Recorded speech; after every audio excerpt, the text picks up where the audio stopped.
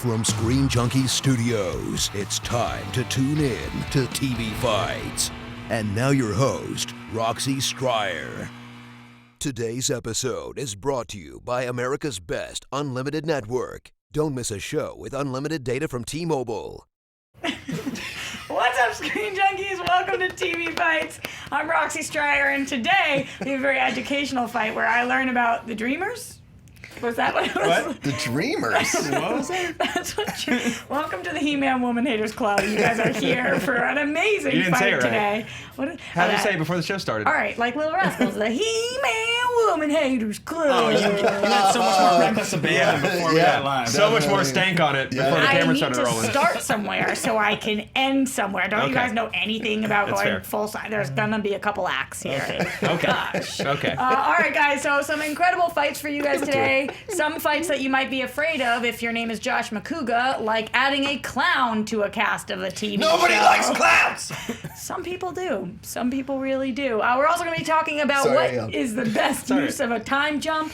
Is anybody surprised that you yelled? Nope. And also, who has the best superhero suit in TV history, and so much more. But before we do that, I'm going to introduce our incredible fighters. Starting to my left, guys. We thought we were here for another episode of Flash and Friends today, but I was ready to recap. Is that what you got there? All the notes from these are all my Legends of Tomorrow notes. They're still on the ship. Where is Jason Mewes? He never comes back.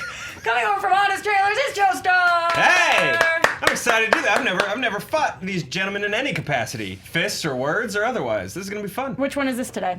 I don't know. 90s Young. The fist or the words. Yeah. Mm-hmm. So I feel like a year ago we sat here and I introduced you because it's a nice thing to hold on to.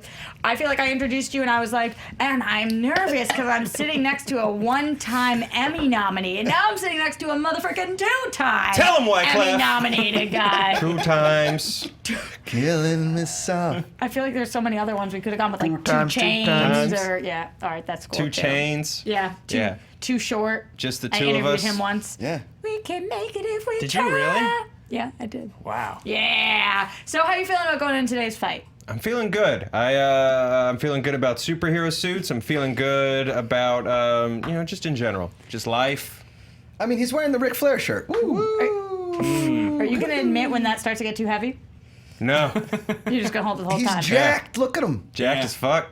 Can we say fuck on this show anymore? You have several times. I actually just got a memo, true story, that we cannot. So I can definitely clarify. Whoopsie-daisy. Yeah, Billy loves when T-Mobile gets really upset with us about it's a T-Mobile episode. It's a good one. Please move on. Moving on, over from Collider. Welcome from TV Talk. It's Josh McCouga. Whoa!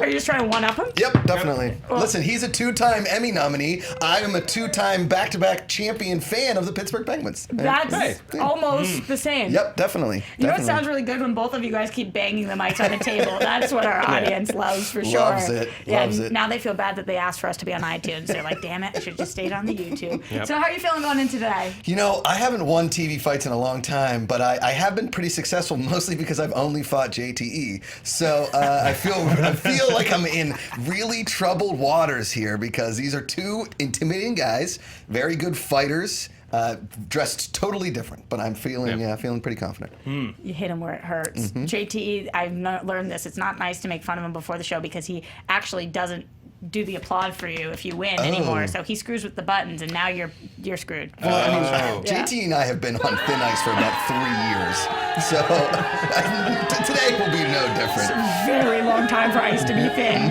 It's definitely melted through by now. Yeah, I mean the White Walkers they can't even come near me on that ice. It is so thin at this point. Quick JT story when he ran into the room today and he was like, Colin Trevorrow left Batman. I mean Superman. Star Wars. It was Star Wars.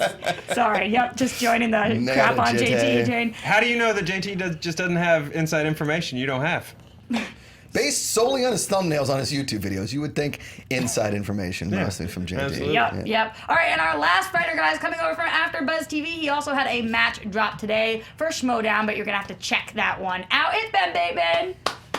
What's up, everybody? Big fan of Ben. I once ate 2 sandwiches in a row. Once.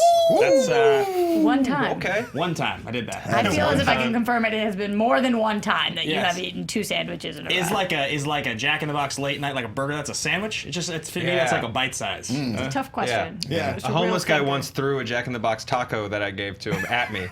That's what? That's just rude. He was like, I don't eat these. I thought you were gonna tell me you ate it and then you ate something else. Like Just completely unrelated Jack in the Box taco story. Weird opening to we've the all show. got those Yeah. stories. Yeah. JT, you're doing a great job. JT actually has left the booth in case once- anybody was wondering. He just quit. I once accidentally I ordered don't blame 10 Doritos Locos tacos, but instead of correcting Taco Bell, I just took them all home. So I don't.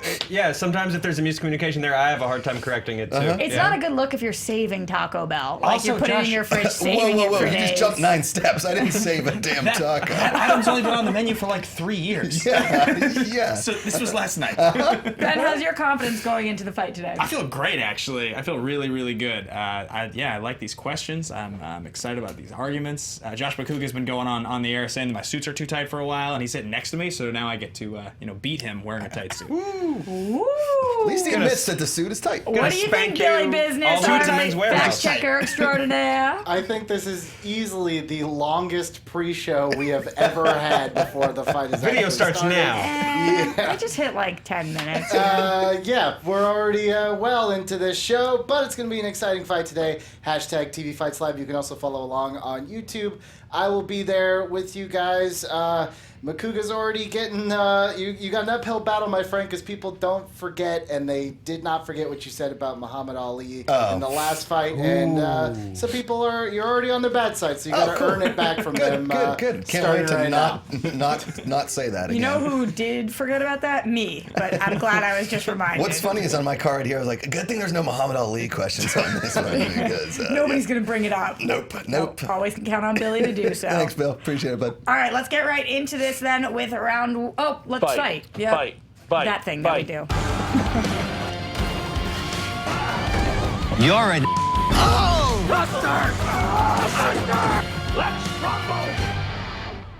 And now we go into round 1. There we go. This question is coming from @Tony Bologna.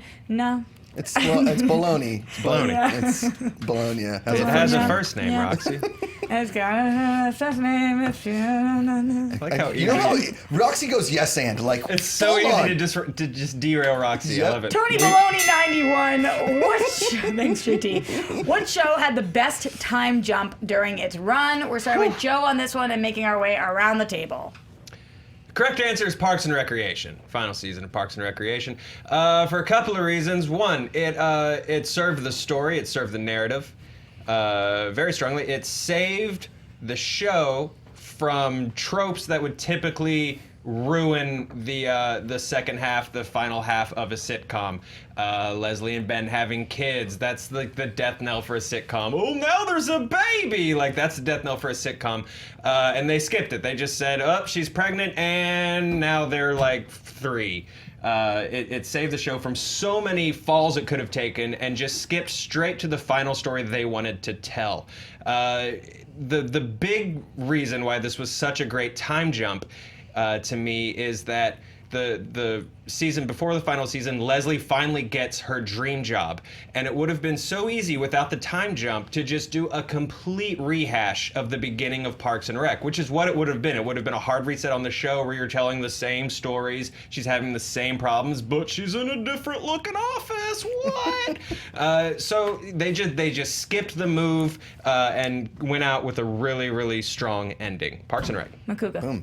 I'd also like to utter the correct answer is actually *Halt and Catch Fire* on AMC. Now, I realize that I'm in a very, very vast minority of people that actually watch this program, but it is one hell of a TV show. Now, they did something that no other show has done in a very long time, which is take the time jump before a finale or in between seasons. They actually did it an episode before the season finale of season 3 and time jump for some major, major life things. 2 of the main characters got divorced. Companies ended. stocks plummeted. Everybody was in a totally different space at the end of one episode going into a season finale, so much so that it made a launching point for season 4, because the show is based solely on the beginning of computers, the internet, all of that kind of stuff. It starts in Silicon Prairie in Texas, goes into Silicon Valley in San Francisco, but you're thinking, where does this show go? It can't just go a couple years and like, oh, we're at the beginning of the internet. No, it had to go in certain parts of computers, in the most important part. And the only way to do that, and the only way to make the relationships plausible, was to make the time jump before finale, in order to make, which they already knew, which is where we are now in the final season of the show, was to make the proper time jump. And it gave us parts of the show that you had no idea was going to come. That the main characters were going to get divorced. They weren't even having marital problems. That that 2 of the main characters would now be in love. They weren't even talking to each other until the time jump. It actually made *Halt and Catch Fire* an incredibly different and also better show.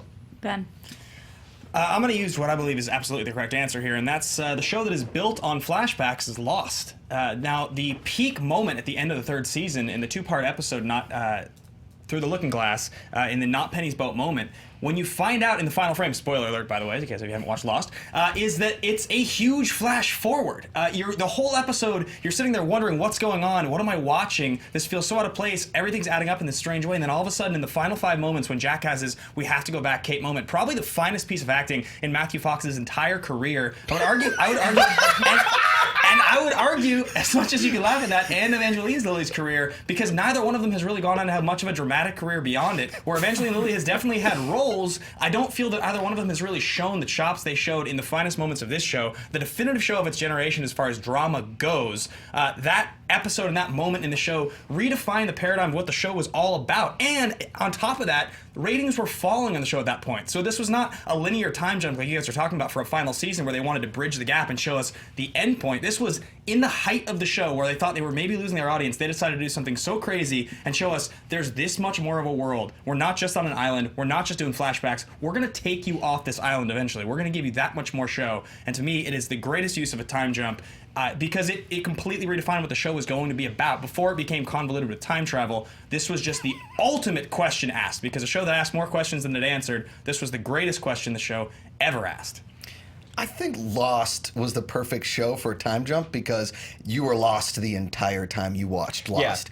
Yeah. They needed time jumps in order for people to be like, well, that makes no sense, but at least it had time travel. Go ahead. Well, I feel like to have a good time jump on a show, you at least need to know what's going on in your timeline, and the writers of Lost never did. Yep. Time jumps were just this weird convoluted, they were like, I don't know, let's make it weird, like this weird light David Lynch, where they're just like, maybe people will be into it if this makes no sense. And, you know, Ben, you said it yourself, their ratings were failing. They just had to start throwing crap at the wall to see what sticks. It stunk more of desperation than storytelling for Lost. *Halt and Catch Fire* is a show that I've never seen. So I knew that's why it's impossible for you to fight me on this one. Philosophically, you're going to throw a comedy timeline in there in Parks and Rec, a show that was, for all intents and purposes, one of the greatest comedies ever made, but was canceled. And the only way that they could bring it back to make any kind of sense was a time jump that really served zero purpose to the series. It absolutely served a purpose, and I honestly think they would have done that time jump even if the show had not been canceled. It upped the stakes for everyone. It skipped unnecessary moves, whereas I think *Halt and Catch Fire* just made the most ridiculous jumps, where it's like they're not having any problems in their marriage.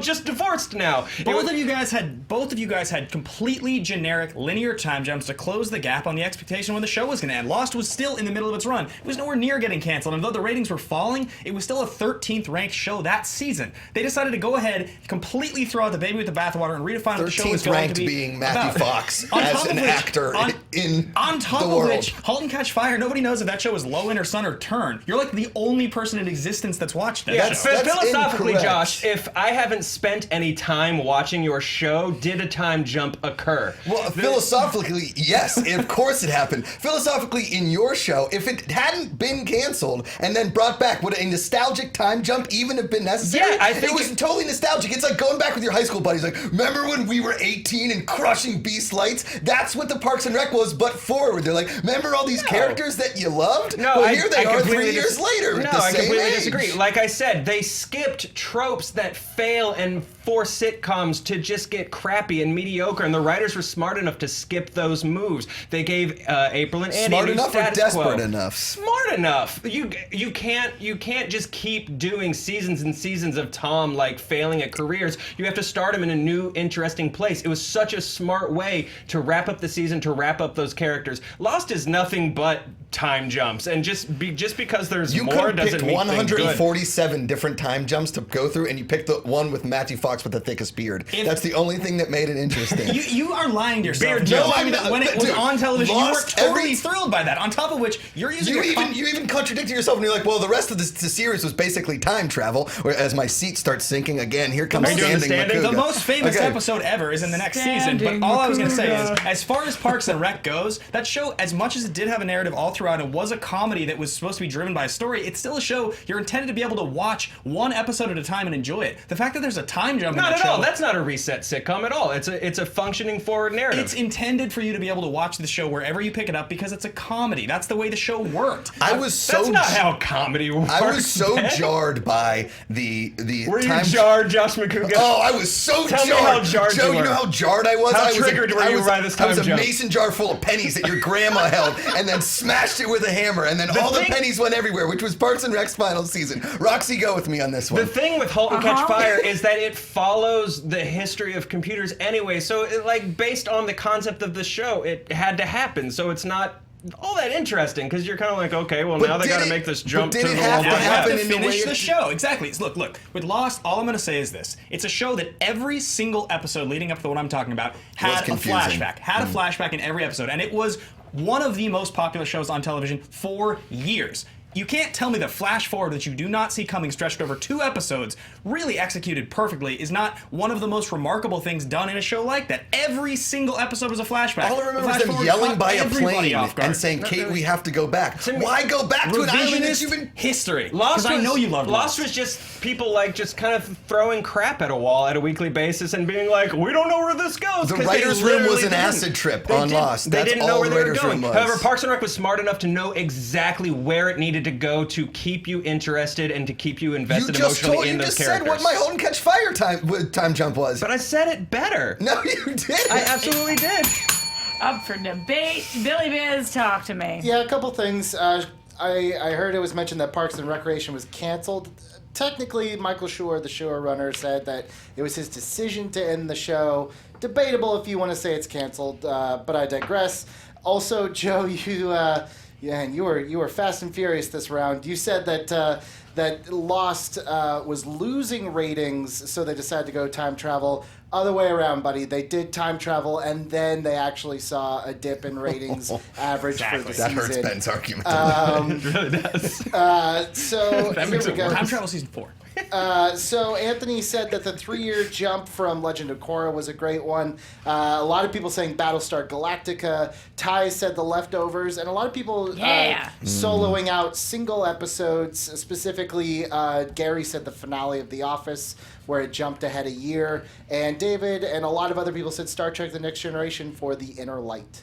I was going to say This Is Us, but I don't know if that's considered a time jump or just different time periods. But I'm not fighting. Anyway, based on these answers that you guys fought, 2 of you had a very similar argument. 1 of you had a completely different argument. And I think that for this one, while the singular episode worked, I wasn't convinced that the actual show is better because of it, which is something that's important in a time jump during its run, not just at the moment. That is Lost. So for the future, I don't think it really helped the show. For the other 2, which had the similar arguments, it's a tougher call because while Parks and Rec, there were so many positive things said about it, and same with *Halt and Catch Fire*, neither of you guys watched *Halt and Catch Fire*, so there was nothing really negative thrown at it, just that it had to happen, which who cares if it had to happen. If it works, it works. Because of that, Josh, you get the point. What? Me? Yes! You want your Halt and Catch Fire answer?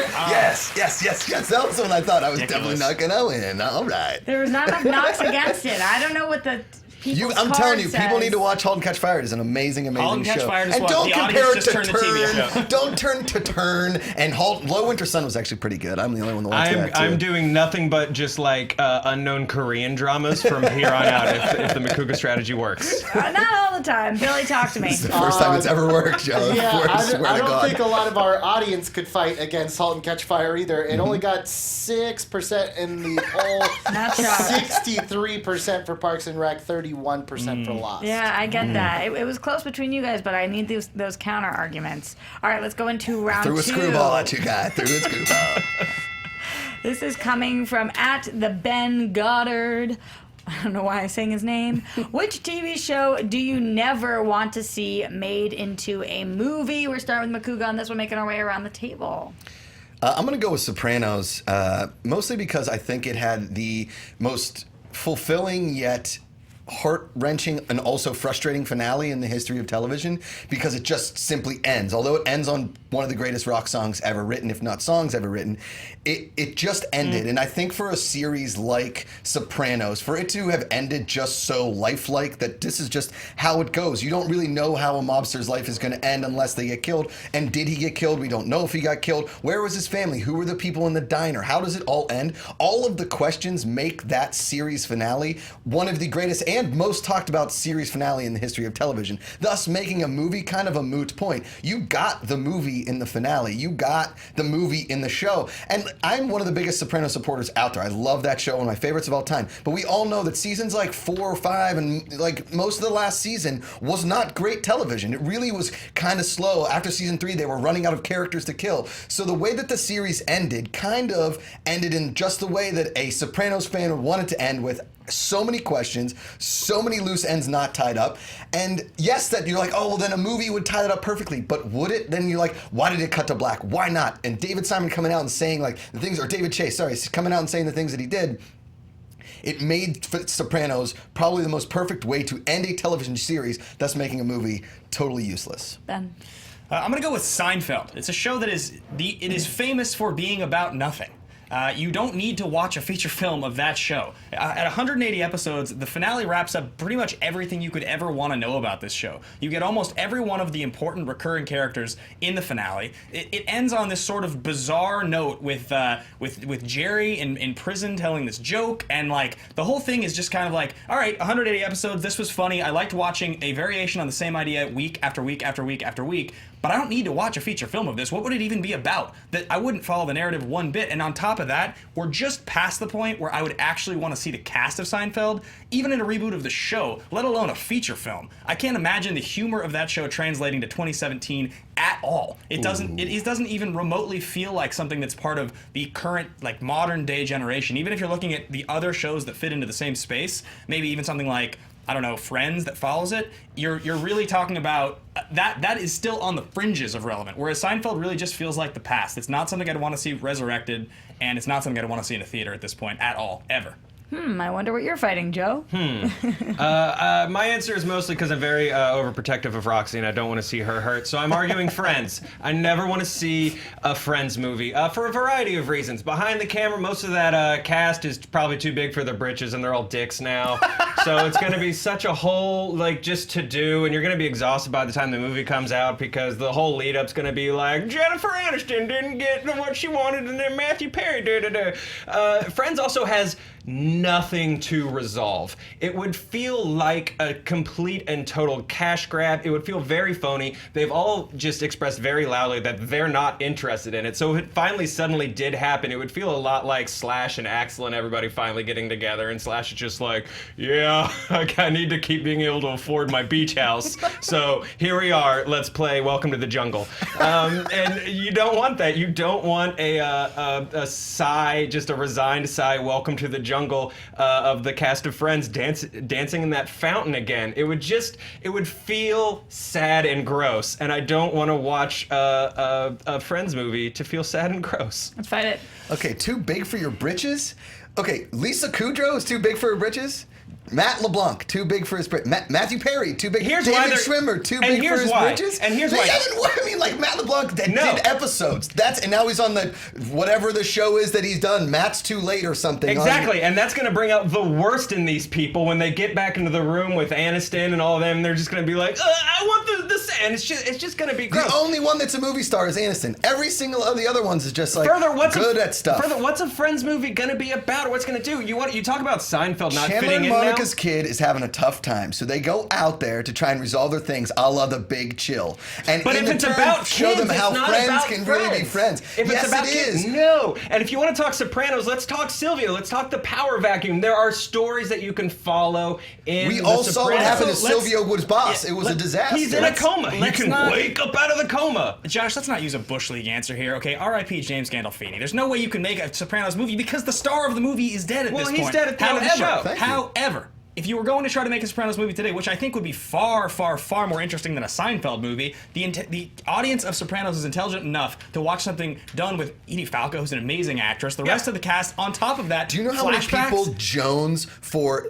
anything Seinfeld? Look, people are jonesing for somebody that wasn't even in Seinfeld who created it and Curb Your Enthusiasm.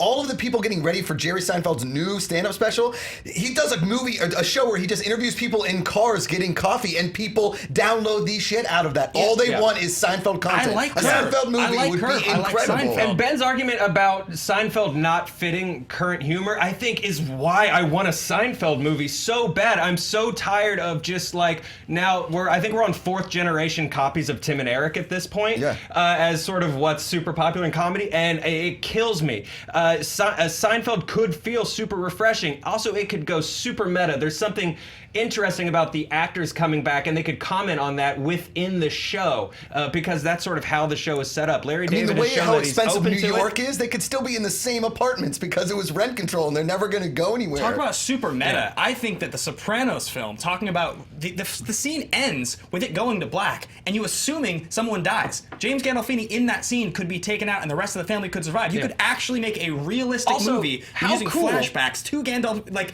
I would It watch goes the to shit out black. of that. It cuts to black. And how cool would it be Boom. if the beginning of that, for fans of The Sopranos, at the beginning of that movie, it's just black screen for, 30 seconds, and then it's slow, like, the fans of the show only would just thing be great like, about that "Oh!" would be great. Journey. The other nobody wants to see because nobody wants to see the boss Tony, the greatest mob boss in the history of TV Friends. and maybe movies. Friends, however, belongs completely in the past. It's not relevant now in the least. Not The even.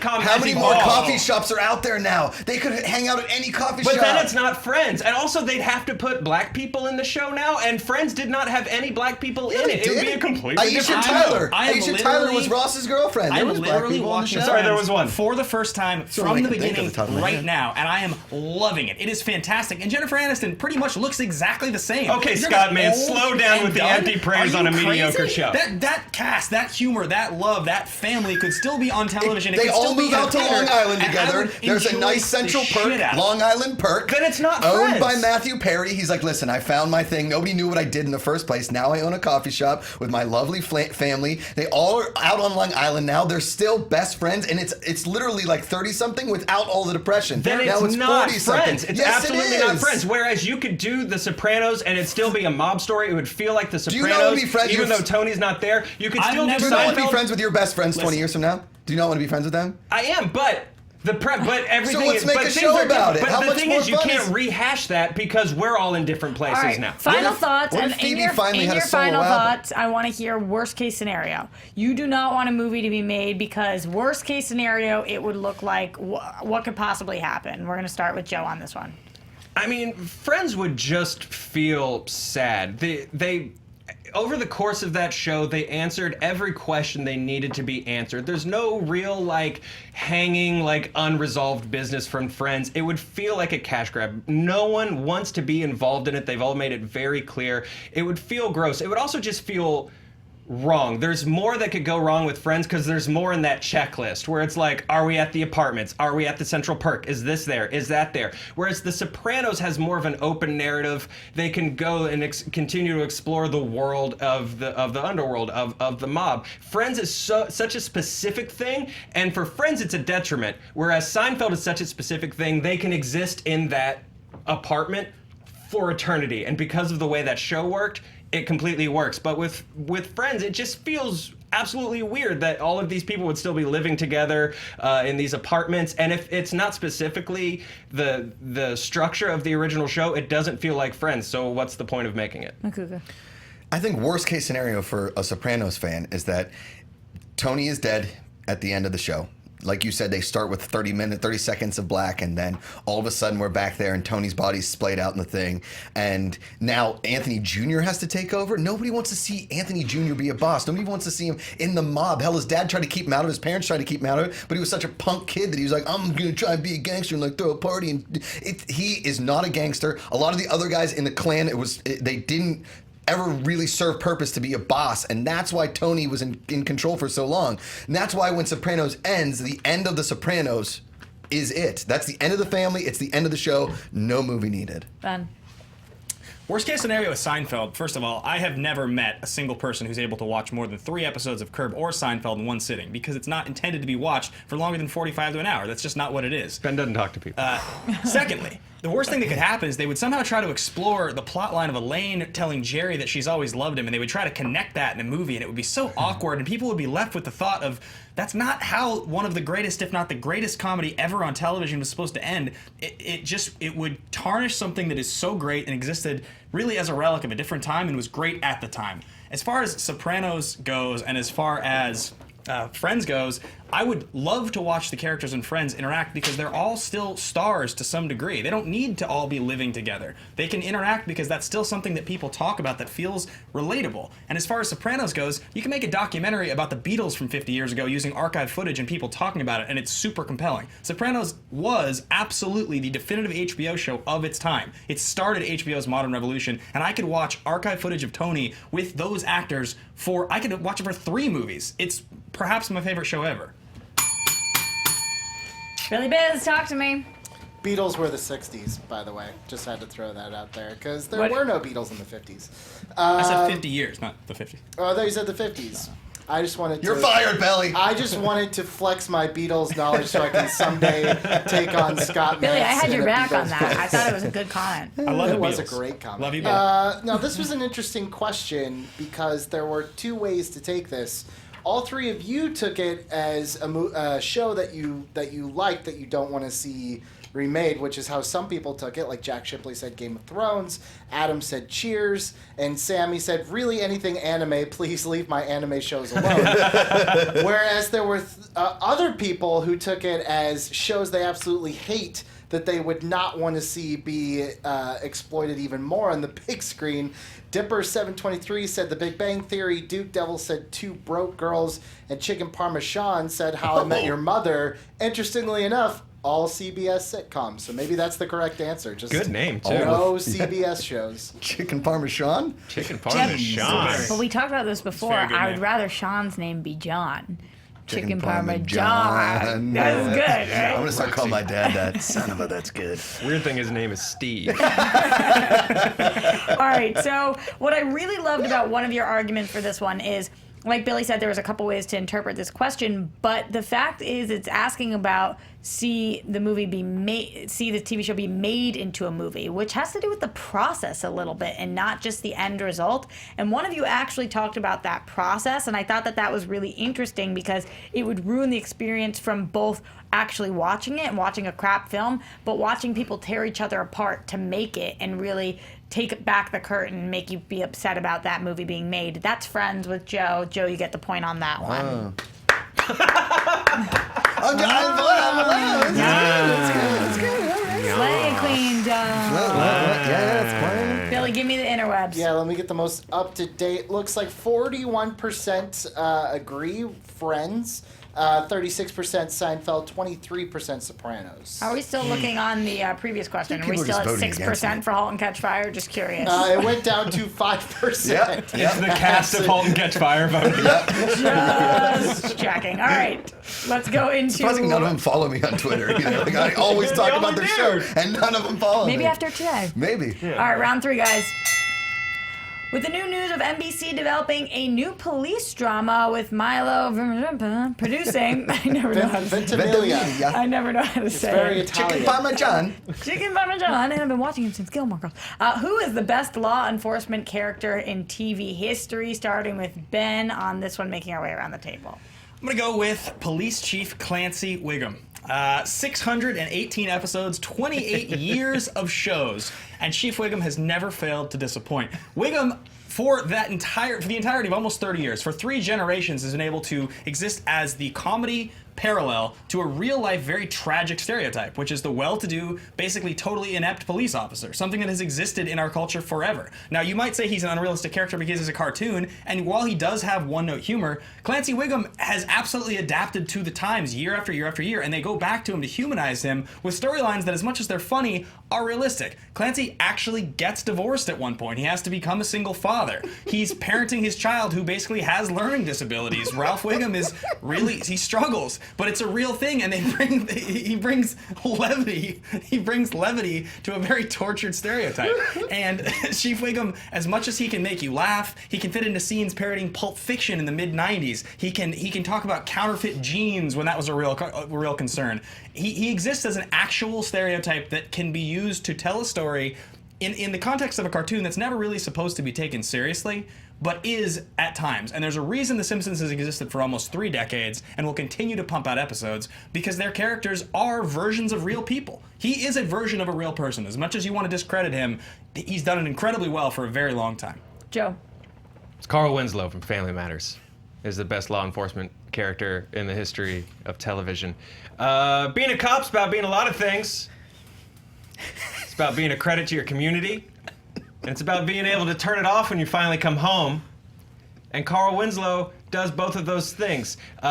He's a great cop, but even when he's off the clock, he's working with his community. Because, that Urkel kid, man, that kid needs some help. And Carl Winslow's always there to get him out of some scrapes. Whether it's a science experiment gone wrong, or even helping him protect him from bullies or from burglars. That happened. He was off the clock. A lot of cops would be like, it's not 9:30, not Carl Winslow.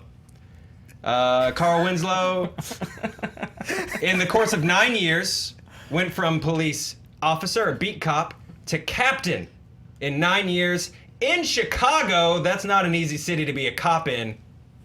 He's the best cop in the history of television. Carl Winslow. Josh. Before I go on, I'd just like to say both you guys made me giggle really good in that one. That's very good. I'm going to go Andy Sipowicz, played by the timeless Dennis Franz, and Franz in NYPD Blue. Now listen, it was a huge deal when he showed his butt in the shower on the show. But that doesn't make you a great cop. What makes you a great cop is having the balls to show your butt on national television. See what I did there? I see what you did. Now listen, he may not look like your typical cop. You know, not all cops are bald, okay? Not all cops are a little overweight, except for Chief Wiggum. He's also bald and fat, okay? Not all cops can really take down people with the mustache prowess of a Dennis Franz as an Andy Sipowicz.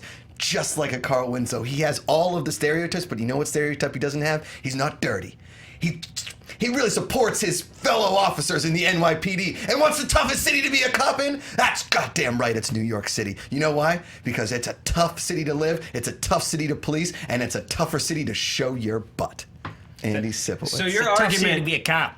Your argument for Andy being the best cop in the history of television is that he's not a dirty cop. Yep. He did the one thing he doesn't need to do to be a bad cop. But in a city like New York, where everybody's always trying to pay you off, Oh, man. it's really tough to be a clean He's cop. also a horrible racist and homophobe. Yeah, and he beats the shit out of people in prison. He's like, the he worst flies cop. off the handle. Listen, He's sometimes you cop. gotta fly off the handle to take care of business. No, and that's what Josh. Andy Sipowicz does. Does he let internal No, Josh affairs take him McCougar. down? He does not. Josh, the reason that He it's a fights problem for the right side of the law. is because that show and his performance was heralded for years and years and years as being a dramatic cornerstone of television. He won 4 Emmys for it, Yep. but it's a joke of a performance compared to cop shows that came merely 5 years later. He's But in it, yeah, but you could say that about the Model T 5 years became- later. But at its time, the Model T was a perfect car. At his time, Andy Sipowicz changed television. People were tuning in week after week week after week. It was simply a cop show. There have been cop shows before and cop shows later. People always wanted to see what's Sipowicz. I don't care about Sipowicz. the performance or awards or how he impacted his show. Just on paper, he is a bad police officer. He's racist. Takes he's care homophobic. of business. Okay, he's Joe, a very bad takes dresser. care of Are you business. arguing for Makuga now? No, I'm saying that you're saying he's a bad police officer. Clancy Wiggins was a terrible police officer, but the question was not who's the best police officer, who's the best law enforcement character. The character is what we're arguing for here. Absolutely. Not if he's But a law good or bad enforcement cop. defines the character. Absolutely. You know what does. defined Family Matters? Steve Urkel. No. It wasn't Carl Winslow. Carl Winslow is Family Matters because it spun off from Perfect Strangers because people loved Carl Winslow. know No, what made they loved Carl- Harriet. Do you They know wanted what- Harriet in the mailroom to be it. And let's be honest, Reginald Bell Johnson's finest police performance was It's in not Carl Die Winslow. Hard. It was Die Hard. They're the same character. Without Die Hard, Family He was Matters LAPD never and happened. Chicago He's a PD, good two very father. different No, PDs. same character. They're witness protection from the Gruber family. It's same shared character. universe. No. It was shared universe. Andy is a- Sipowicz, it's not. It's for one thing, it's such a boring character on paper. For one thing, What? it's the standard issue.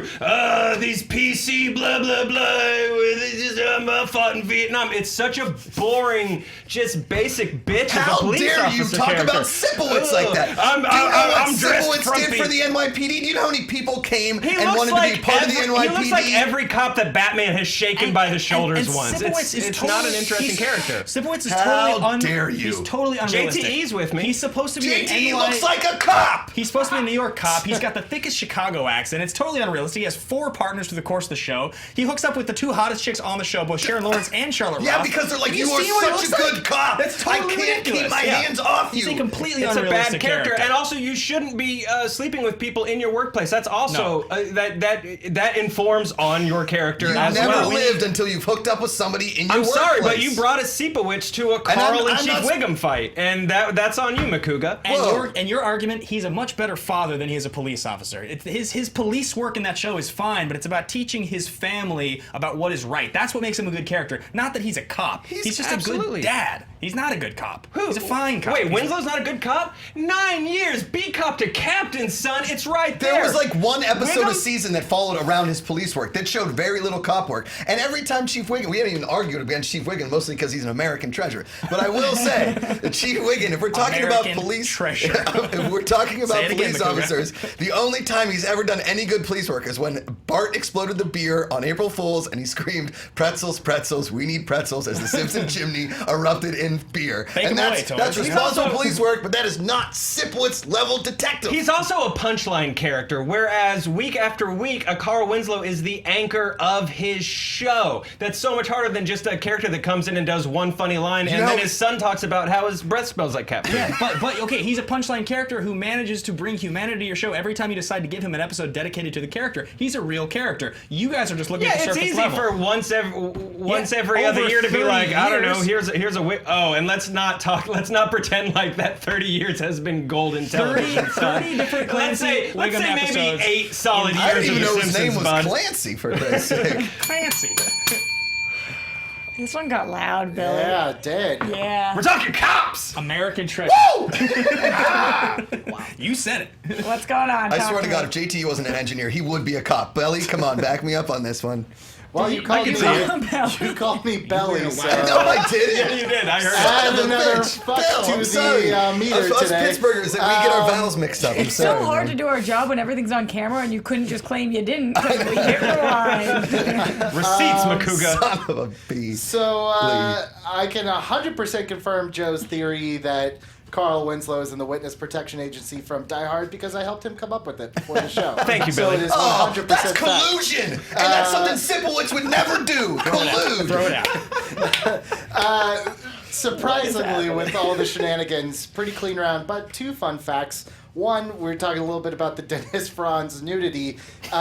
We have that to thank for the bane of our existence in 2005. Brent Bozell, who is the head of the Parents Television Council, said he got the idea and was influenced for the council from specifically NYPD Blue. So thank you for that. Ooh, Also, yikes. here's a fun fact. I didn't know this. Carl Winslow is the only character on Family Matters that is in every single episode. Oh, yeah. So Well, there the you one go. sister went upstairs and never came back. Yeah, that happens a lot. Some of the other choices, Jimmy said got a great Perry room. Mason. Matt and a lot of people said Vic Mackey from The Shield. This was an interesting interpretation. It totally works.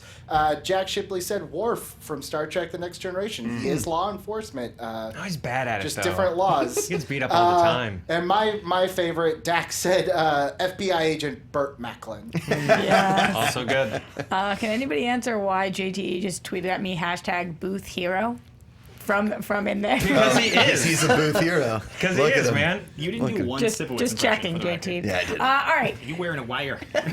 These are great, and it was brought up a couple Wanna of times throughout the fight. But the question is not who is the best law enforcer.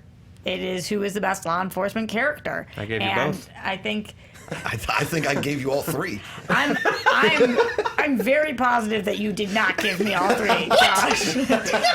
This argument was between Ben and Joe for sure.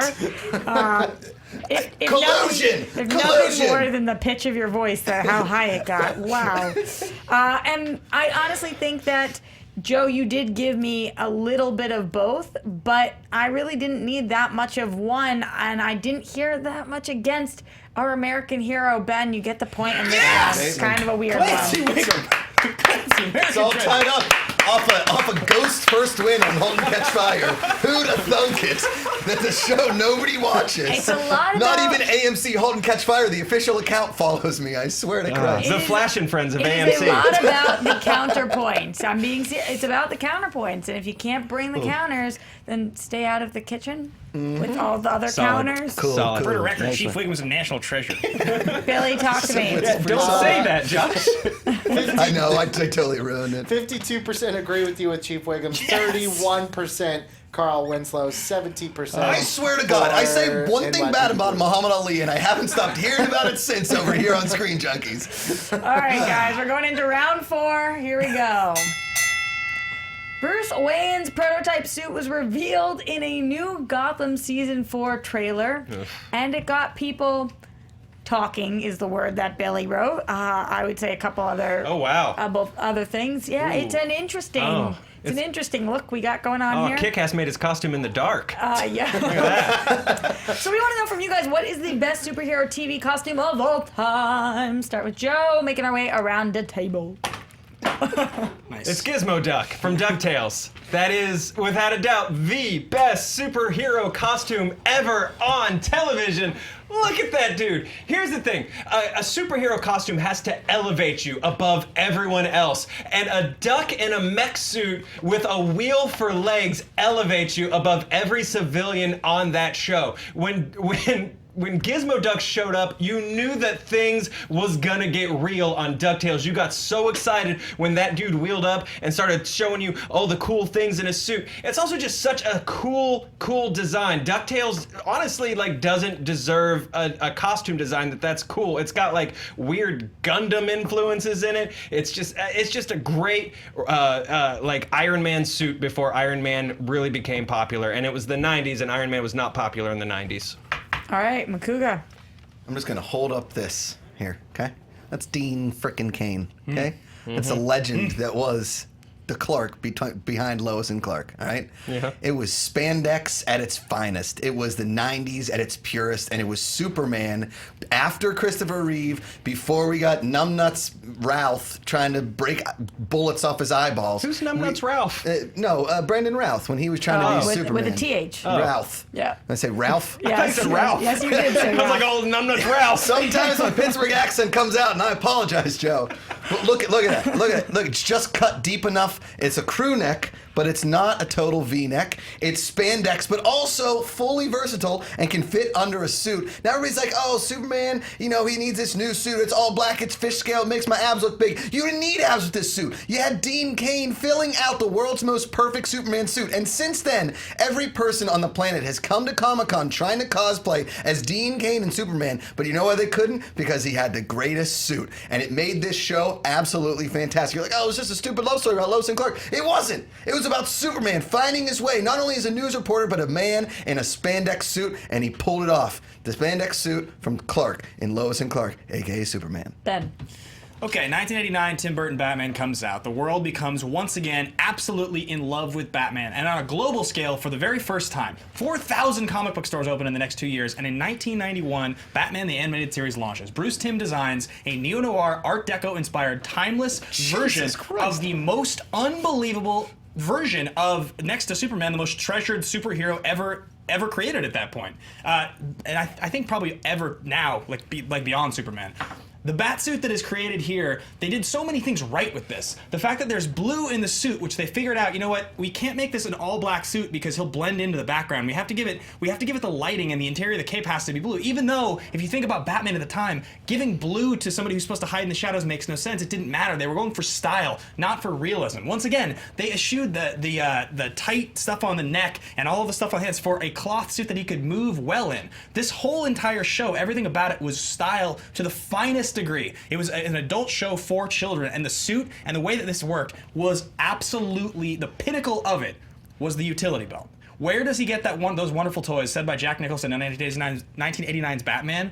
Was then he has the perfect utility belt that always has exactly what he needs. Whether it's a pill that fits in one of the tall cylindrical pieces, whether it's a hook that fits onto the middle bar.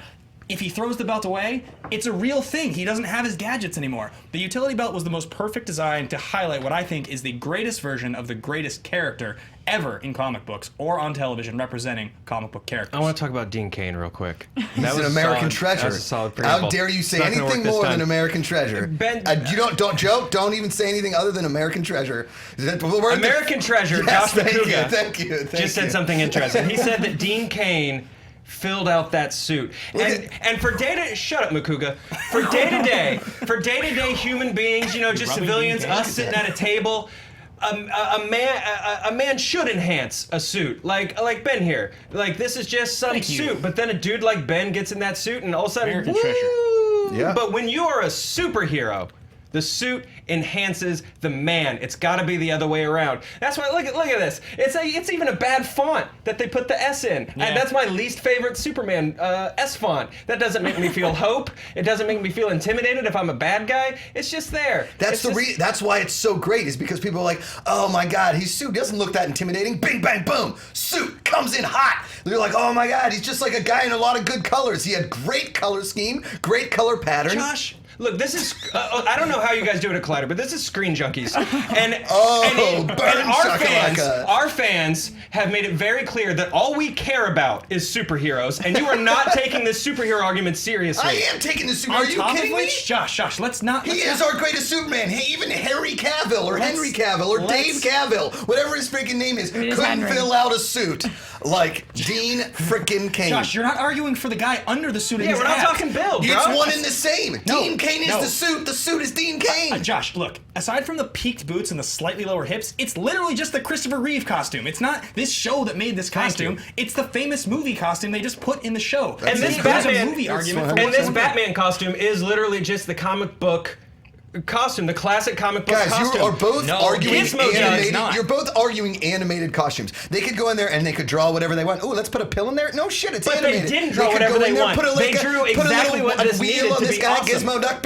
We can draw whatever we want. I could draw whatever I wanted on a tank when I was in third grade. Doesn't make it a real costume. This is a real costume on a real man. That was a real Superman. The costume from Mantis Blue, looks better yellow, than the red. costume from Lewis and Clark, and Mantis was a good show. Look, Gizmo Duck, I just want to say something. You already mentioned it once, but it's just the callback to Iron Man, who, by the way, was popular at the time because the Marvel Action Hour was on television at the time, and Iron Man had his own Dude, cartoon. 90s was an X-Men decade. Let's not go there. You're talking about Gundams, you're talking about Transformers, and you're talking about Iron Man. That's why people were in love with Gizmo Duck. He's a tertiary character on a show. Where that, did yes, his legs absolutely go? We're not He talking was about at the character wheel. impact. We're simply talking about There the wasn't costume. enough room and it's for a his dope legs. costume. There wasn't enough room It's for his not legs. challenging to create a good costume for a duck who Do you know how occasionally shows up cheesy- in Did you episodes. just hear the sentence that you said, Ben? It's not challenging to make a cartoon duck look like a badass? Of course it is! Of That's the the hardest tens- thing there is! How many versions of He's Gizmo a Duck tiny have there duck. been? And how many versions of Batman have there been? This Not is the even one Gizmo that's Duck made elevated. unicycles look cool. Unicycles are the weirdest This is the thing, version of the and they gave the costume. guy a single wheel. This is the version of the costume that elevated this character to its most popular. Ben thinks said the anchor of this costume is the utility belt.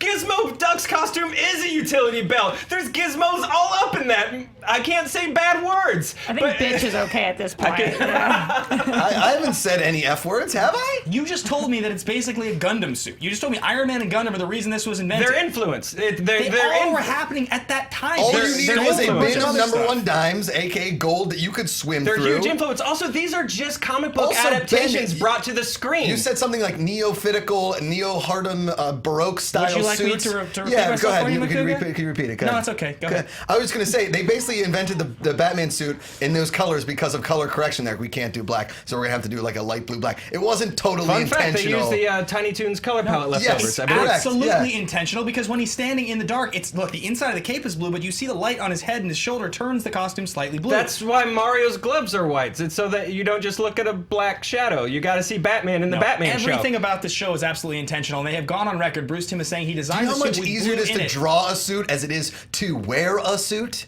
You just are wore looking the at his suit. abs. That's all you care about. It's not It's his still suit. an awesome suit. How many men can pull off spandex It's like not. this? That's You're why the still suit's talking about awesome. the dude, You're Josh. just talking about the dude, and you're just I'm talking about the the duck. I'm talking about the best version of the best character ever that we all know. A duck that they made look like a world killer. That's how cool this costume is. They made this duck accountant look like a robotic badass.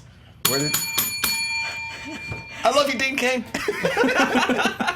Billy, talk to me. Dean Cain. Get into business. is that Dean No, Cain? a lot of And people, no love for Terry Hatcher. A lot of people may say that TV Fights is not educational. Well, just so you know, in the heat of the moment, there were some slip-ups. The difference, kids, Lois and Clark, Superman and his love, Lewis and Clark are the explorers.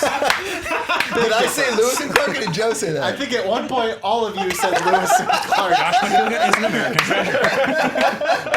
Just so we're all, the more you know. Yeah. He's on WGN. Yeah, a lot of people somewhere in the animated camp, somewhere in the real life camp. Lisa loves Storm's costume from X-Men the animated series.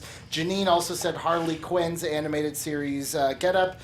Brian said Daredevil from the Defenders. It's his favorite, although some people also said that was their least favorite. So Daredevil is a little divisive. Spencer says Adam West's Batman costume. Neil says the CW Flash costume. And Jonathan Peck says all of the original Mighty Morphin Power Rangers costumes. Oh. What's up, Jonathan Peck? That would have been good too. That's a fun JPEG. answer. Oh, that green. So- the Green Ranger would have been good to argue for. This one played Still out treat me as Dean Cain. pretty similar to last argument, which was like, Josh, what are you talking about, my friend? What are you?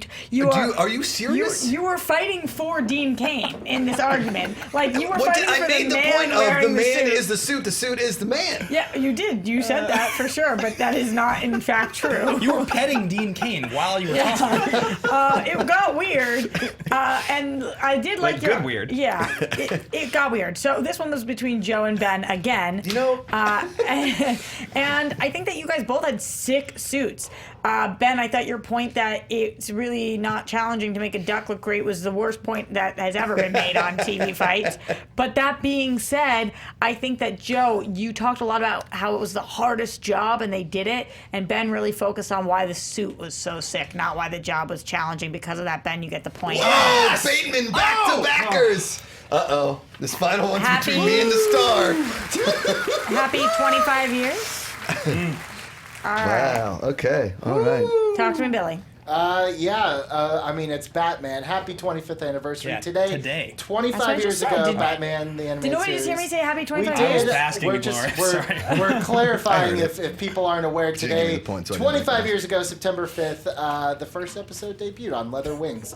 73% for Batman, 18% Gizmo Duck, and a measly little 9% for He having to stare at his computer. I'm just like, let me double check that math, but yes. Oh man, am I fighting an uphill battle Only today? 9% of our audience are Caniacs. Who knew? Oof, man. All right, let's get into this last round, round 5. Nervous for this one for you. For Good me, one, JT. Yeah, for you. I'm nervous for you. For this one to even talk about it. We're going to clowns. I now. understand where we're going. Yeah, I'm just scared for you. I don't know what your deal with clowns is. So in honor of it hitting theaters on Friday, what show would be most improved if you added a clown to the main cast? Starting with Makuga on this one, making our way around the table. Okay. I made the simple answer here, okay? No clowns should ever be added to any show, ever. Clowns are worthless, okay? Clowns, where they come to birthday parties and they scare kids. Kids like, ooh, balloons. And then the parents like, please never come back. Forget our address. Forget the number that we called you. Forget the company that we booked you through. We never want to see you on our property again. A movie coming out this weekend or wherever that movie's coming out about a clown killing kids, that's the reason why clowns should never be added to a TV show. Give me a clown that you remember as a kid. You're like, man, I couldn't wait to hang out with the clown. Go to a circus. Like, clowns come out and like patchy clothes, juggling things. And they're like, get out of the way before an animal kills him. We're like, let the animal kill the clown. Nobody likes the clown. There was an internet trend or whatever the kids are calling it these days of creepy clowns like in woods. You think adding a clown is going to make a TV show better? All it's going to do to the TV show is really lose viewers and make me never want to watch the show again.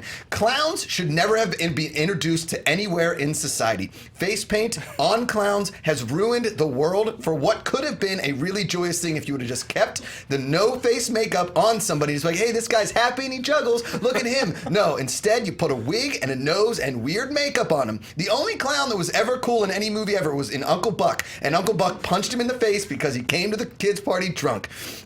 Let me tell you another little something about clowns. There's an episode of Seinfeld where Jon Favreau plays Eric the Clown. Eric the Clown should have been kept in the apartment when that was on fire, but instead he ratted out George, and George got in trouble for eating Eclair out of the trash. Clowns are nothing but bad on society. Clowns have never done anything good. The sad clown El Pagliacci, or Pagliacci, in another episode of Seinfeld, who cares if the clown is sad? He chose clowning as a lifestyle, and thus his life is ruined. Clowns are terrible. They should never be anywhere else but in a trash can. Clowns. Ben. Whoa! I was gonna say that I believe the show that could really use a clown is Workaholics. I think that Workaholics is the perfect show to have this sort of bizarre black comedy clown character show up. Every one of these characters, I could imagine some plot line where they go to clown college, they meet a buddy, and that guy becomes a part of the crew. You think about the extra characters in the show that are so fantastic, like Jillian or Montez, and how much they bring to the show as these supporting characters. You put a clown in this show, it's just perfect. Not to mention, if you made one of your main characters into a clown, like, what if Adam or Blake just became like somebody who was like, you know what? I got a side gig as a clown. Sometimes I clown on the weekends. That would be such an entertaining and fun part of the story. Them showing up wasted clowning, just like you were talking about, but it would make it better because you're wrong. And I just think that this is absolutely the show that could use a clown, and it could really justify having a clown, because clowns, Makuga is right, they're not always, like, you can't put a clown into a show as a straight shot. It has to have some weird darkness or humor to it, because that's just the way they are now. And this is the perfect show to have a clown. I love that. That's just the way they are now. It's just the way clowns are. It's the perfect show because it's kind of hobby-driven in the sense that none of them really ever want to stick to their jobs. They're all looking for something else to do. The idea of one of them turning into a clown or meeting somebody while training to be a clown is the perfect addition to Workaholics. Joe. I picked The Walking Dead. But before I get into my opening statement, I first want to say that at no point taking a test in the Kentucky public education system, if I left an answer blank, did I get any credit but for that answer. If you leave one blank in the SATs, you aren't. So I just want to throw that out there, Josh, that you didn't answer the question.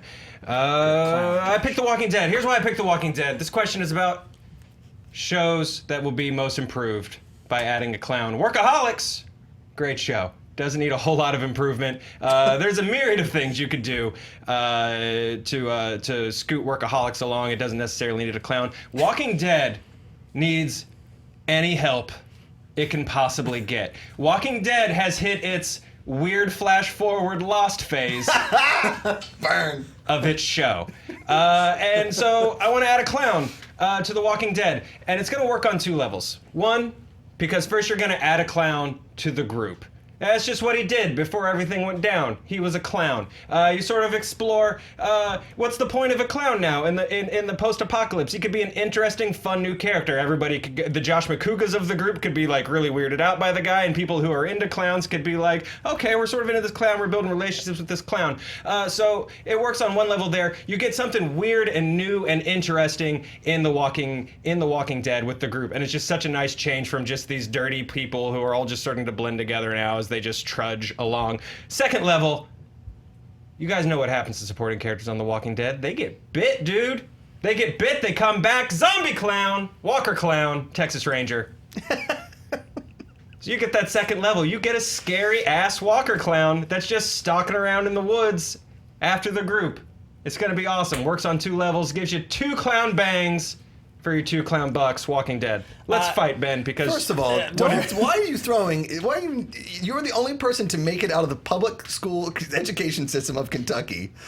Past Kentucky. Like, I've seen enough Justified to know that not a lot of the people in the Kentucky public school, that's nothing, I'm not even sure. What I'm saying here is... You use the phrase clown bangs? Is that what you're looking for? Clown bangs? Okay. First of all, I just want to say you just didn't answer the question, Josh. I did answer the question. But here's the interesting thing about your answer is that you then disproved your answer by saying, you were like, there's never reasons for clowns, but then you said in Uncle Buck, there was a great reason for a clown. It got punched. It improved a scene in Uncle Buck. J-Mac, you screwed yourself here, man. I did not screw my... What you are arguing for a Walker clown yes, in that's The Walking amazing. Dead. There could have already been a Walker clown. There could have But been there makeup hasn't on been. him. Listen, we all know what happens when a clown gets in The Walking Dead. He's going to get bit. He's going to get killed. Nobody's going to trust the clown. Think the clown's going to show up in the group? They're like, you know what we needed? A clown. Yeah. No. That's the great thing about a zombie apocalypse group is you never get what you needed. You just get what's there and you make do. And if the dude's a clown, that's interesting. If the clown showed up for more than 10 minutes in The Walking Dead and Rick didn't kill him, I would stop watching The Walking Dead. Also, if the clown showed up for more than 10 minutes in The Walking Dead and still had on his nose and hair and his makeup, what is he, the Joker? Like that, he would have become I don't know. a regular That's person an interesting question, Ben. Thank you. Why is this guy hanging on to his clown makeup? That's an interesting question to ask for this character. Thank you, Ben. You may hate the show. And how did a clown survive the apocalypse? Did he trick the zombies? Like, ooh, look That's at my another pants. amazing question, Makuga. I want to know why this clown is still alive in the zombie apocalypse. Thank you. And even if it's just for one episode, the clown episode of Walking Dead is a talking point. It gets people interested in the show again.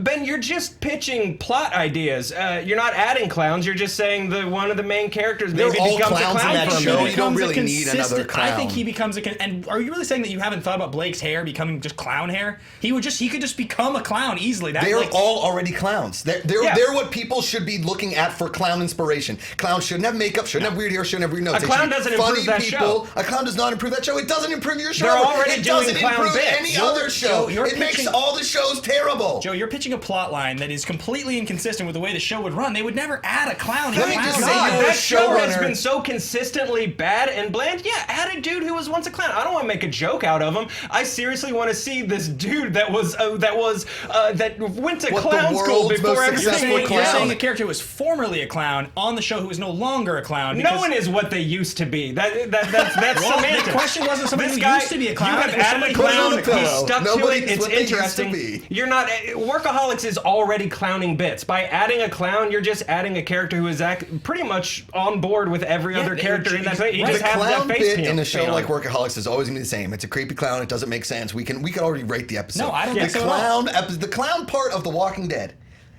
First of all, there is no reason for a clown to ever be in a show like The Walking Dead. That's why it's interesting. No, the clown shows up at the walls of Alexandria like, hi, I'm a clown. Boom, shot. Because nobody's going to trust the clown. It's just why clowns should never be anywhere near TV or movies. I mean, that's not going to happen because that's not the way the show is written. Makuga, A guy joins into the group and he needs to be a clown. That's interesting. Saying that no show would be made better with a clown is like saying that something like peppermint or lemon cake is just straight bad, where that's just subjective, I man. like lemon cake. Yeah, and so do peppermint I, and gum. which is why you're wrong about clowns. You can't compare clowns to gum. I want to talk about desserts more. Dessert fights.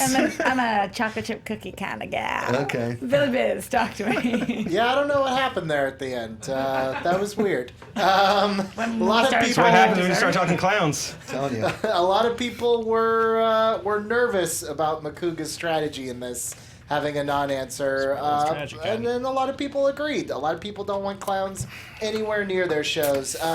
Embrace Your Geekness said Stranger Things, which is interesting because I believe the Duffer Brothers were originally going to do the new It movie, and then they went off and did Stranger Things instead. Jack said, what if you replaced the White Walkers on Game of Thrones with all clowns? That'd be pretty interesting. Michael said Dexter should have killed a clown at some point in his killing career. Agreed. Completely agree on that. I love this answer. Mass Consumption said MTV's The Real World. Just literally put a clown in this house for 6 months. All right, I retract my answer. I was gonna go Bachelor, and I couldn't figure out how to pitch it. And of course, Mr. Hankins said WWE definitely needs to bring back Doink the Clown. Absolutely, 100% agree. On another note, I made a list of all the things I could think of that rhyme with clown, which included brown. So you did not listen to anything. We just yelled at each other. Down, frown, gown, and then And Roxy just graduated 3rd grade. if you put D's, then there's a lot more, like sound. Drowned. Based on these answers, though,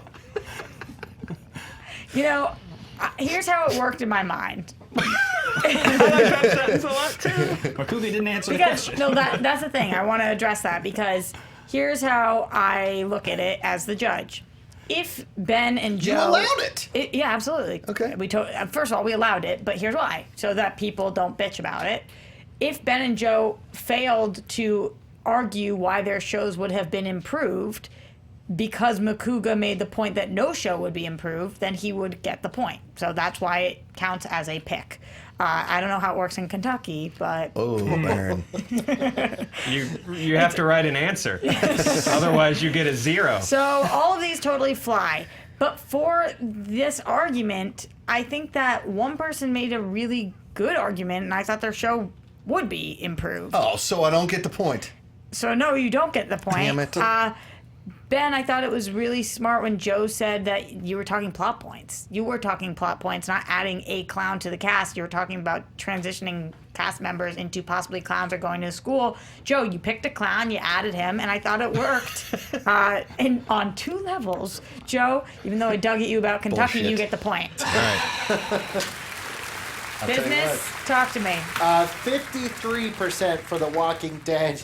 28% don't want clowns on anything. Thank you, the 28%. And 19%. I'm getting that on a workaholics. shirt. Thank you, the 28%. That was your first victory or not loss in the chat.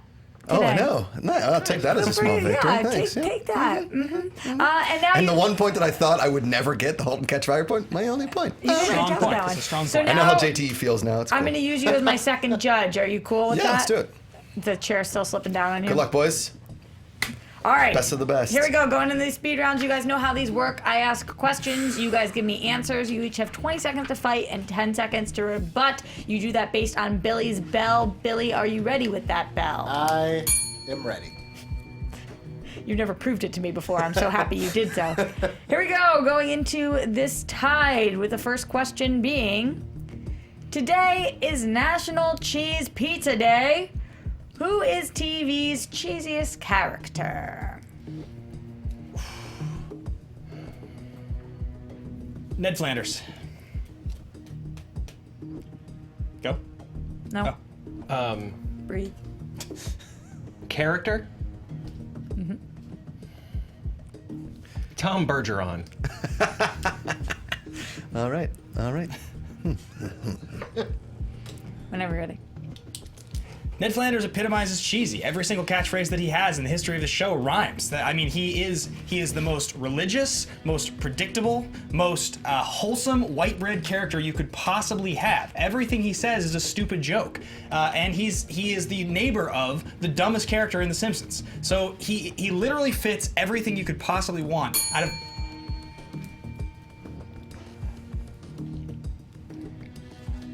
You didn't say anything about how Ned is cheesy. You just said he was wholesome and Christian. That's a weird dig at Christians, Ben. Tom Bergeron the purpose of Tom Bergeron is to entertain your aunt in the Midwest. He is cheese personified because that's his job. He just has to keep spewing cheese at cameras to keep shows moving along so that your aunt that posts Minions will stay Joe, interested. you're telling me that a character that responds to things okily dokily and how you do, neighbor? You're telling me that is not a cheesy way to talk to people. Nothing against Christians, just the way the guy talks. He's the cheesiest guy on TV, period. Again, 30 years. I think that's a Midwestern way of talking to people. Tom Bergeron was the host of America's Funniest Videos. This is a guy who had to just do pure cheese to bridge nut shots and sound effects. He's so cheesy. Makuga, I'm going to you first. What do you think based on these Here's the arguments? thing. I like both these guys a lot, but Bergeron is. America's Home Videos is an American treasure. It's an amazing show. But being cheesy is the point of that show. That's what I said. Oakley Dokley, Ned Flanders, he's America's cheese. He is the cheese in the grilled. Personal So he's opinions, Jamie. American cheese? Yeah, he's American cheese. American treasure, American cheese. Team today, I love it. Billy, what do you think? Having pissed at myself. never seen an episode of Simpsons, I actually know the character of Flanders. I know those catchphrases that Ben said, and I've never seen the show. Bergeron gets paid to be cheese. You said it. This dude doesn't. I'm going to go with Ben on that. The arguments were just stronger on his side. I actually think both people are equally cheesy, but he made a couple stronger arguments there, So Ben. You get pissed the off point. that I didn't say Monterey Jack. Front Chippendale Rescue Rangers. Ooh, that would have been Cheese quite pun one. in the name, Joe. Pretty good. Going into this next question. Football season is upon us. What TV character would do best at fantasy football? Abed. Community.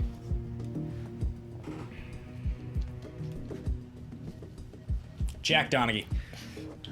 What's he from? Okay. 30 Rock. Oh, yeah, Jack Dog. Oh, sorry. But It's been a while. Also keeping in mind that we don't have to tell each other the answers to questions that we are asking each other. Oh. Well, Ben's a nice person, Roxy. Sorry you're so sinister. Good point. Starting with you, Joe. Who'd I say? Abed. Abed, I mean, stats and facts are his thing. That's his wheelhouse. This is a guy who could, even if he's not into football, could spend a day just looking at football websites and looking at old Topps NFL trading cards and just know football. He'd know the players you need to pick. He'd know how to take you all the way because that's what he does. He zeroes in on facts and little nuggets and statistics. Jack Donaghy basically runs NBC. The guy would literally call the NFL and have the players throw the game. That's how strategic he is. Jack Donaghy would make football run the way he wants it to run. He absolutely analyzes and becomes a master of anything he puts his mind to, as evidenced by his role in the show and his position. That you'd probably get Trump to pull the strings for him, honestly. That's what Jack Donaghy would do. That's why he'd be better at fantasy football.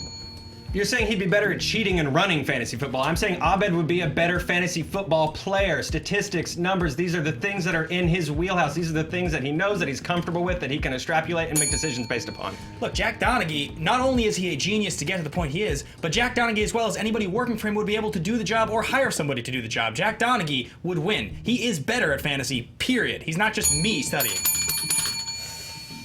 Close round. Coming to you first, Billy. What do you think? What was the exact wording of the question again? The wording was, football season is upon us. What TV character would do best at fantasy football? See, I think I'm going to go with Ben because Jack Donaghy would pull some strings to make things go his way. It's not who would be the smartest, who would be the most strategic. It's who would do best. I think he would do whatever he could to make sure he did best. Makuga. Okay, so here's the thing. Fantasy football is run on stats, not fixing games. And I don't think that Jack Donaghy could pull enough strings to be awesome at fantasy football because he'd have to like really get in the coach's brain about not starting certain running backs or quarterbacks or that kind of thing. I'm going to have to side with Abed based solely on statistics and knowledge that a smart person, some of the smartest people I know are incredible at fantasy football of knowing stats and reading and like doing research with numbers and really putting their brain to it. I'm going to go with Joe Starr. Yeah, Joe, well, I did want you to say kind of what Makuga just said, which is like whether he could physically make the call to fix it or not. You don't do that. But at the same time, I think you brought more to the table without saying he would hire somebody to do it. I think that that's a little bit of a stretch because then are you really doing it? The statistics, the facts, memorizing rosters, all of that stuff. I think you had the stronger points, Joe. You get this point. And you've tied up the game 3-3. Going into the next question, which is in both of your wheelhouses. The full cast list for the upcoming season of Dancing with the Stars will be announced tomorrow morning. What current TV star should join the next season of Dancing with the Stars?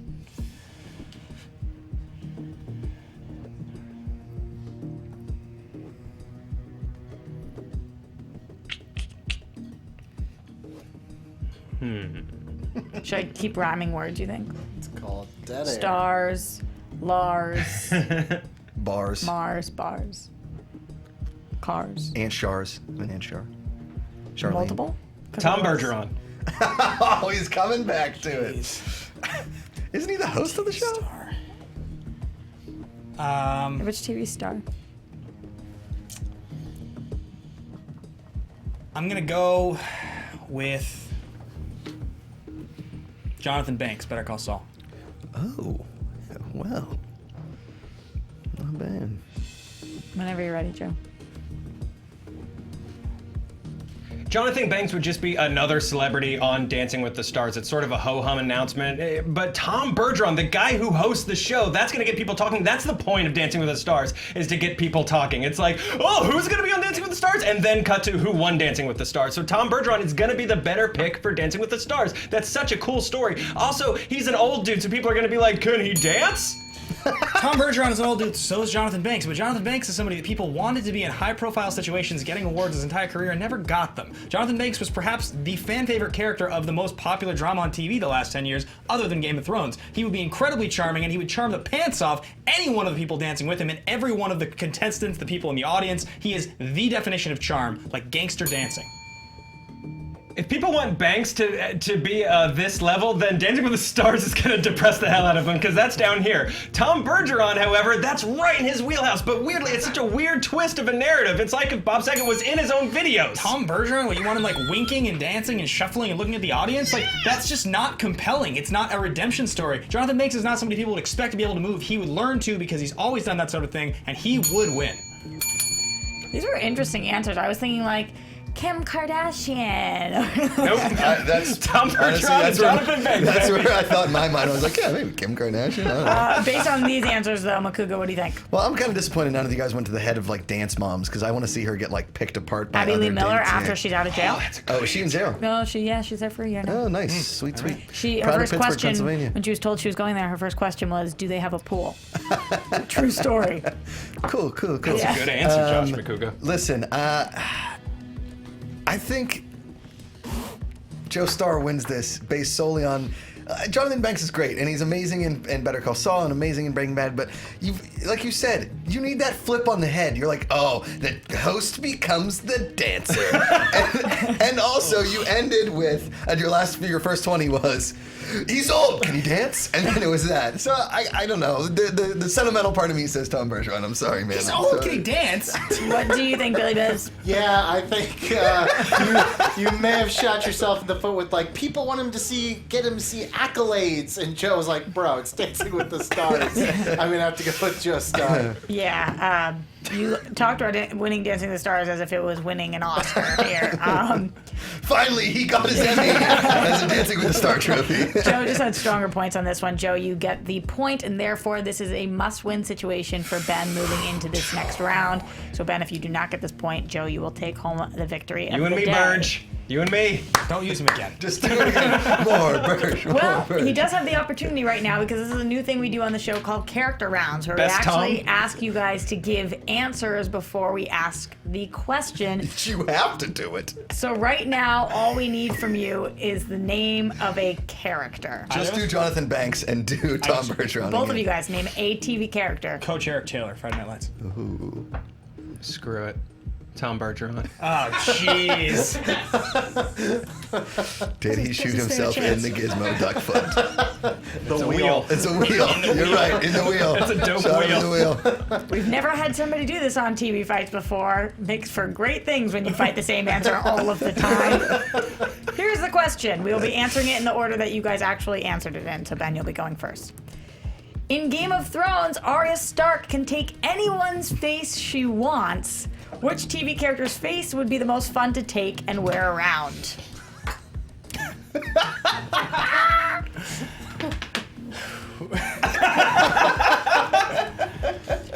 Coach Eric Taylor is perhaps the most likable man ever in America. He has the most lovable face in the world, and Arya Stark wants to be able to slip in and out of places undetected. She wants to be able to charm people, to get them to like her. He would have the perfect face on Arya Stark's face to become a member of any, whether it's Ed Sheeran's group of singers, or whether it's to learn how to fight better, whether it's to steal something.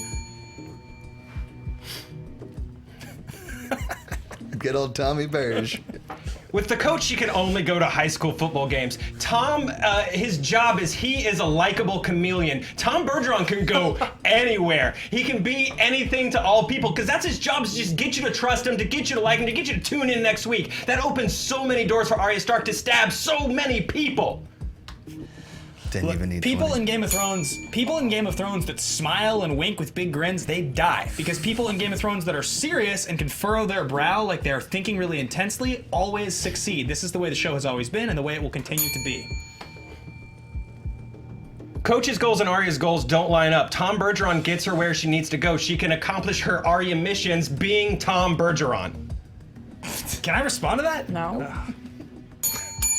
Don't you know the rules of the game? So just as a clarification before you guys judge this, I did not ask which TV character's face should Arya have fun with wearing around. It was just that Arya takes people's faces. Which TV character's face would be the most fun to take and wear around? Oh, my answers still apply then. Yeah. Well, you guys both went that way, but just clarifying. Josh, coming to you first. Wait, what's wrong with how they argued then? Well, they argued why Arya would take them and have fun, and the question was just anybody whose face would you want? Oh, But I think I could still go anywhere and everybody be like, hey, Tom, still works. So It worked. They took a caveat there. They took a risk. A stabbing risk. A stabbing risk. As much as I enjoyed Joe's answer, I think the correct answer, at least the most Game of Thronesy answer, is Coach Eric Taylor. Clear Eyes, Full Hearts can't lose. He could inspire the Northern Army to fight the Army of the Dead. You're making your own arguments, J-Mac. I'm just saying, Coach Eric Taylor. Okay. Billy Biz. I disagree. I think because it doesn't have to necessarily be Game of Thrones, the question was the most fun. Sorry, Coach Taylor does not sound like fun. That sounds like a burden. At least Joe's sounded really fun. So I would wear the Burge. The Burge. Roxy looks confused. Yeah, because Joe's whole argument was about stabbing people, so I'm confused about Billy thinking that is the most fun thing to do. It just feel like Bill's a big into stab guy. When Like in stabbing. Rome. Well, no, Tom, I said Tom's role is to be fun and likable and be able to go anywhere and be welcomed, and that's what he is. Are you? Right. You get to clarify? I think that the point that had to do with the question the most was that this person is very lovable, so at least that's fun to be loved by everybody. It was a weird way to argue it, but I think you saved yourself here. Ben, you get the point on this one and have tied up the game. Therefore, we are going into the last question. Regardless of who gets this, somebody will be winning today. Here we go. All right. Oh, Billy. Oh no, is this the one? So good. Can we preface with Roxy had this speed round question that was so weird. I asked her where she came up with it. She's like, I don't know. I just saw this thing. So Is it about Spouse House? This is very. Nope. She's tried Spouse better. House many a time. This is so random.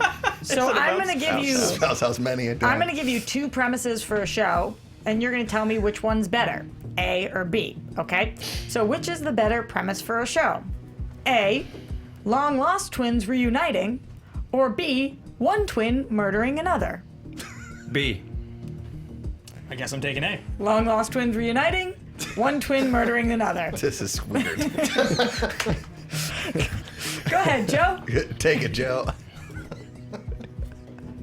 We've seen twins reunite a lot. It's a trope at this point. However, one twin murdering the other, that's interesting to me. What's that do to their weird telepathic twin brain? What psychological effect does it have on that twin? That's a cool, interesting new thing to me. Twins get reunited all the time, whether it's on 2020 or on every cop show ever made. It's tired. Everybody knows, oh, we got separated at birth and you grew up in Kansas, huh? Everyone's seen it. Long Lost Twins reuniting, I think you take a classic character like a Joey Tribbiani, a Matt LeBlanc, somebody lovable from a show, and you put him playing both roles, reuniting for a one-off season, maybe even like an 8-episode miniseries. It is so compelling to watch those old favorites with great laughs and great humor, getting to spend time together. It can be a coming-of-age thing. They reunite with their father. I'm not sure who would play him, but I would love to watch that. Matt LeBlanc meeting his long-lost twin brother. It doesn't matter who you cast, it's still a hack retread, but Matt LeBlanc killing his twin brother? That's a show I want to see. I want to see a show about Matt LeBlanc getting all screwed up in the head. That's even a new thing for Matt LeBlanc. What's going to happen? Matt LeBlanc killing his brother is a horrible idea for a show, period. Matt LeBlanc reuniting with his long-lost brother with somebody like Tom Selleck as their dad would be absolutely fantastic and extremely compelling as a one-off. Father-son stuff gets me every time. Same with the rest of America. Golly. This is one heck of an argument. Best question ever asked on TV Fights. That was a good question, actually. Yeah, enjoyed Billy, that. I'm coming to you first. If I could have, I would have burged again. I'm not gonna lie. By the way, if anyone, one of my favorite movies, The Cable Guy, there's a subplot where two twin brothers, one of them murders the other one. So that is in some form of entertainment. I would probably, oh, this is tough. I'm going to go with Ben because he at least painted the picture of what his show is. And then at the very end, the last jab he got in was people love father-son stuff. And there's so many movies, so many shows with the father-son theme that it would work. What do you think, Makuga? Okay, listen, again, both stellar arguments, right? Like, really, really good. But how do you think Matt LeBlanc came into play? I don't know. This really came out like, let me pull at Roxy's heartstrings in the final thing. I'm going to go full Joey Tribbiani, has a long lost brother. I don't really love the idea of that show, but the idea of a twin, like, assuming his other twin's role in, like, a Telltale Heart, but you didn't pitch that. You had the open window to do it. I really think I got a better feel of what Ben's show looks like. I'm going to go Ben Bateman. I'm having such a hard time with this one because... Again, this was like, if you gave me 10 eggs and I had to split them, I'd give 5 and 5, and I don't know. Give us 10 more seconds. I don't think I'm allowed to do that. Sure. By the way, a lot of people are saying that Joey did find his identical hand twin. That is true. That's Not only is that true, but also Phoebe found her identical twin, and she was a porn star, and Ursula, right? and then Phoebe was mistaken as a porn star. So there's a lot going on in my mind right now. Give us 10 more seconds, Striar. No. Grasping at strings here, Joe. No. Yeah, and that's the thing. I think you know that you need 10 more seconds on this one. No, I just want to yell about twins some more. This is a fun round. I needed more of a why the premise would be great and what it looked like. And while I think it could be a better concept, more unique, I got what his story was more. Like they said, because of that, Ben, you get the point on this one, and therefore the TV Fight victory for the day. Boom! He's on fire, ladies and gentlemen. That's a couple of victories in the Ben Bateman belt. Well done, sir. Yes. A lot of fun. After last week where I voted, I was pro-incest, I feel like it's nice that this week I'm not pro-killing your twin. I missed that part. Yeah, I'm feeling pretty confident about that. Joe, tough loss, came right down to an amazing question, but, just by this much. How are you feeling? I was one burge away from winning that, I feel. And, You went triple burge, Joe. I did, and I'm proud of that. And I'll take that. Don't go 3 burrs. Oh no, do go. I think, and I'll take that away. I'll walk tall with my triple burge. burge. And a Ric Flair shirt would have been legendary. For all the other Burge fans out there, where can they find you, Joe? On Twitter at JoeStar187. Buy my album at JoeStarClub.club. There's another Joe Star out there. We don't like him as much, though. I found that out today. Yeah, he's a real dude. Real nozzle. Makuga, thanks for helping me out at the end there. Where can everybody keep up with you? It was a lot of fun. Really had a lot of fun. Thanks for having me on the show. I always have a blast on here. At Josh Makuga, Twitter and Instagram. The Josh Makuga Show on YouTube. Collider TV Talk live every single day. Watch that TV Talk. It's a good group of people. Thanks, man. Appreciate it. Yeah, and Ben, congrats on the victory. Thank you. Where can everybody keep up with you? You guys can find me at Ben Bateman Media on Twitter or Instagram. I had a Schmodown match drop today, which I'm really excited about. And you can find me every Wednesday on the Popcorn Talk Network doing Action Movie Anatomy. 1 movie per week, talking the greatest action movies of all time. So thanks for the win. I appreciate it. Billy Biz, our fact checker extraordinaire. Yes, at Billy A. Patterson every morning. Please watch SJU. It's a lot of fun at 11 a.m. Tomorrow we have Mr. Sunday Movies. I've never seen his face before, but he's going to be live in studio. It's so crazy. excited. Funny story. He came into our studio today and he's like, "Hey, I'm James." I was like, "Hey." He's like, "Mr. Sunday Movies." Like, "What? You're a person." He's awesome. The dude is awesome. Yeah, he's got a sweet crazy. Australian accent. Very, very excited for that. Yeah. SJU every morning at 11. Awesome. All right, guys, I'm Roxy Striar. You guys can find me everywhere. Thank you, JT, for switching the camera right in the middle of that. At Roxy Striar. Until next week, Tuesday at 4 p.m. We'll see you then. We love you guys.